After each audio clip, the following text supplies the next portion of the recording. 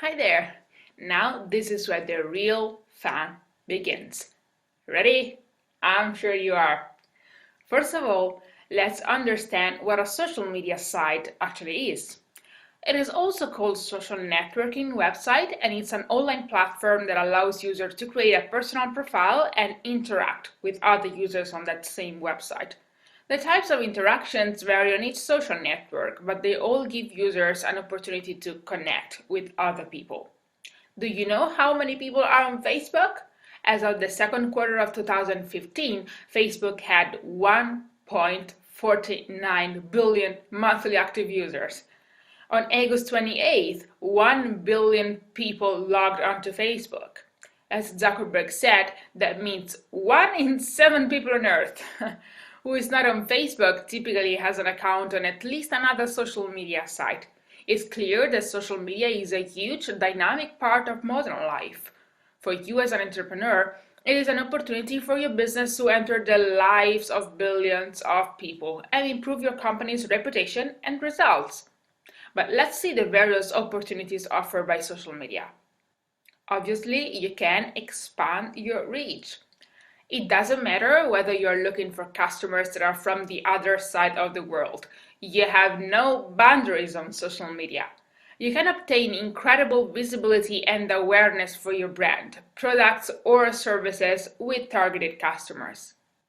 You can also investigate customer preferences. People talk on social media. This means you have the chance to listen to what they say. If you listen carefully, you can get valuable first-hand insights into their preferences, problems, challenges, and needs.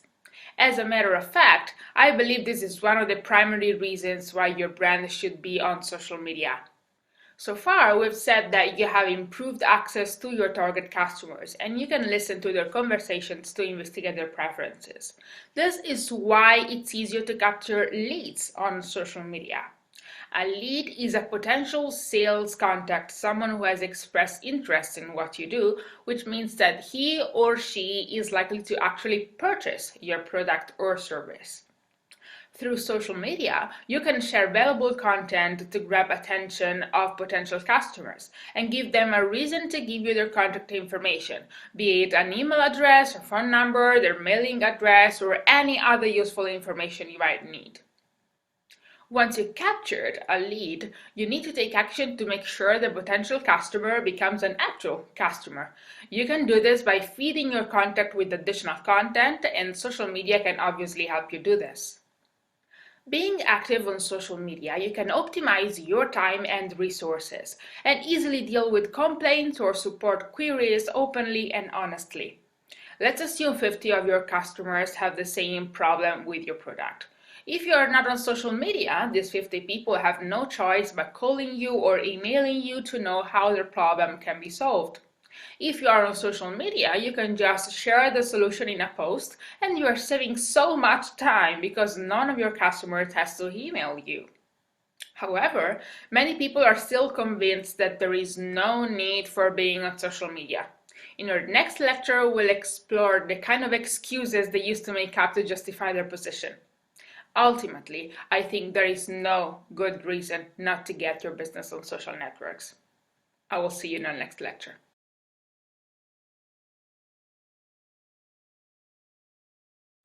In my experience of working with startups, I've seen 6 most common excuses that people use to justify the fact that they are not on social media.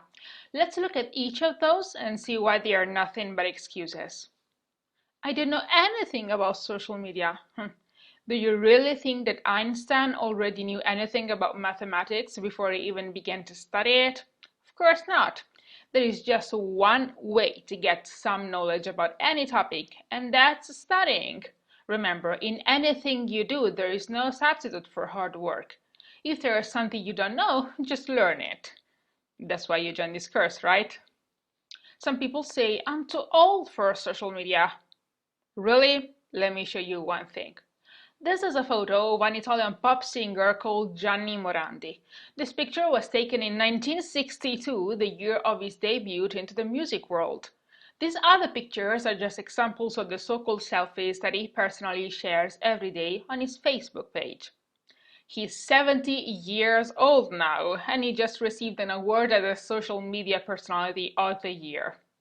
His success on Facebook prompted him to expand to Instagram as well. As of today, he counts more than 2 million fans on Facebook and 90,000 followers on Instagram. And I repeat, he's 70 years old. Do you still think you're too old for social media? Others say, I already tried and it didn't work. Most of these people who say that social media doesn't work generally had a friend of a distant relative who uses Facebook every day open a Facebook page for their company. Probably this guy set a random cover image and the company logo as the page avatar and then left it there, empty, with no activity. That's not how social media works. You need to create constant interaction and engagement with your audience.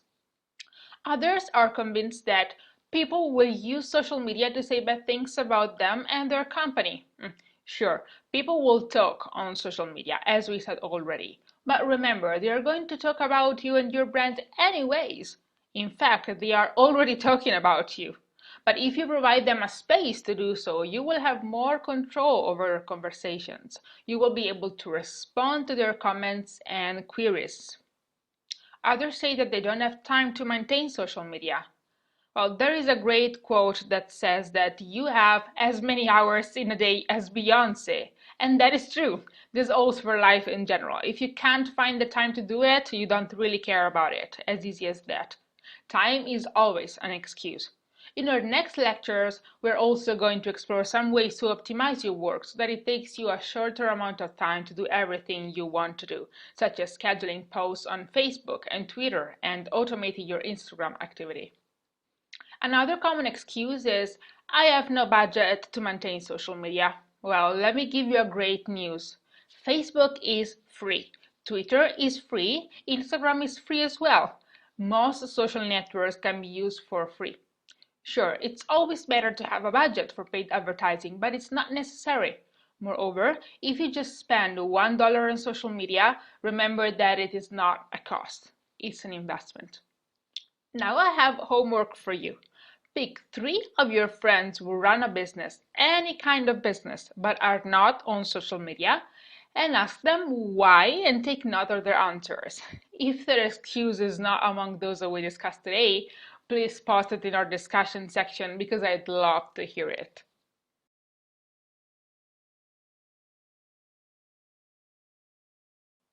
When speaking about social media, we can think of an incredibly long list of social networking sites. Facebook, Twitter, Instagram, YouTube, Vimeo, Google+, Tumblr, LinkedIn, Pinterest, Flickr, LiveJournal, Foursquare, and so on and so forth. However, this does not mean that you need to use all of these platforms to create a great online presence for your brand.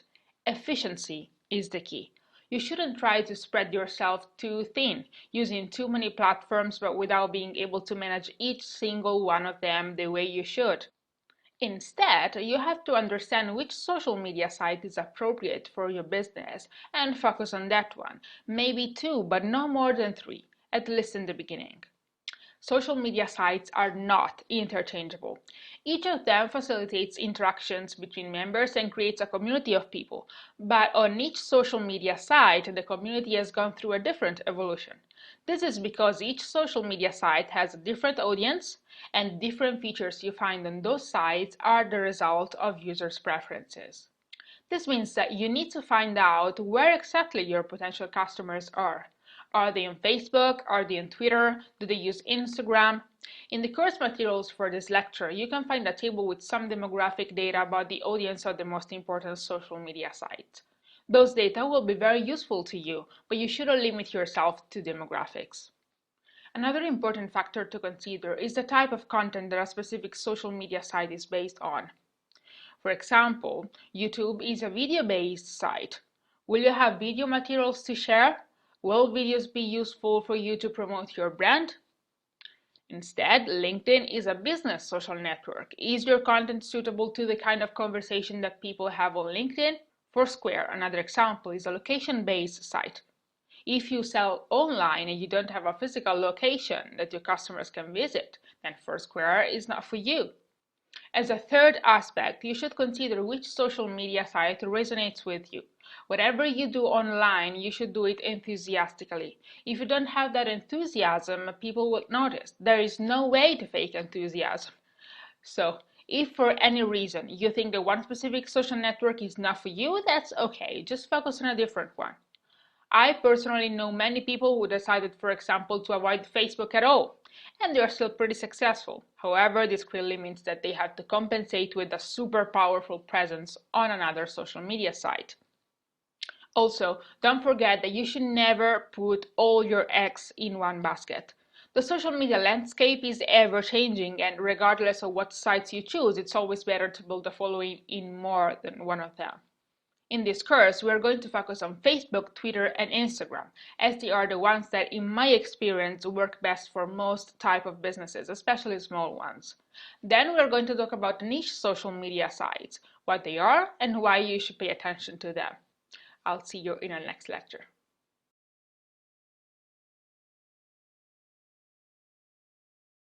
After working on all the things we discussed in our previous section about marketing and reflecting upon how to use social media to benefit your brand and choose the most appropriate social media sites for you, it's time to actually start planning your social media strategy.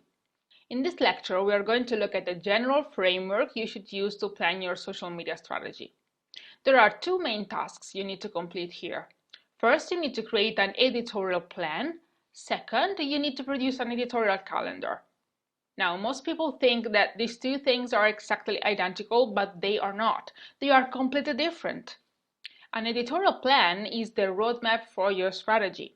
In the course materials for this lecture, you can find a sample template of what I mean by an editorial plan. If you open it, you will see that it should contain the following key information: a presentation of your brand, a description of your target customers, what your main goals are, what social media channels you are going to use to promote your brand and why, what kind of materials you are going to post, at what times of the day you are going to post, and how you are going to evaluate your results. By now, you should be able to complete at least the first 3 points. Throughout the course, you will learn how to complete all the others.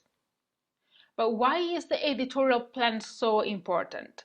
Most people think that only social media agencies should do this for their clients to make them understand how they are going to operate and what their client is paying them for. I found out that doing this just for yourself will create a unique sense of awareness of what you are doing and how you are going to operate on social media. One thing is having your strategy in a corner of your mind, another thing is reading it written on a piece of paper. Obviously, when I do it for my clients, I create a beautifully designed piece of work that looks more like an actual book or company report. You don't necessarily need to do that if you are just creating the editorial plan for yourself.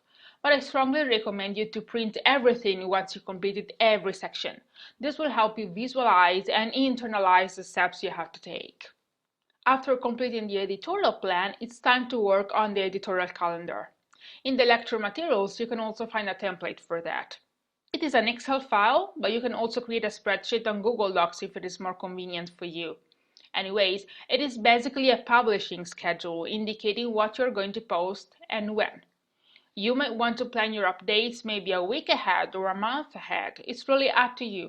In any case, the editorial calendar will help you visualize everything you post and give structure to your creativity. By planning your posts ahead of time, you also drive perseverance and you keep yourself motivated every day. Please note that both the editorial plan and calendar are always evolving. Through time, for example, you might see that you need to change your strategy a little bit, or maybe the times during the day when you post your updates. So you should periodically update your editorial plan and print out the new version to keep yourself on track. Same for the editorial calendar. Maybe you feel you need to add another column or any other useful information. The template I provide, it's really a generic one, so make sure you edit it so that it works for you. I'll see you in our next lecture.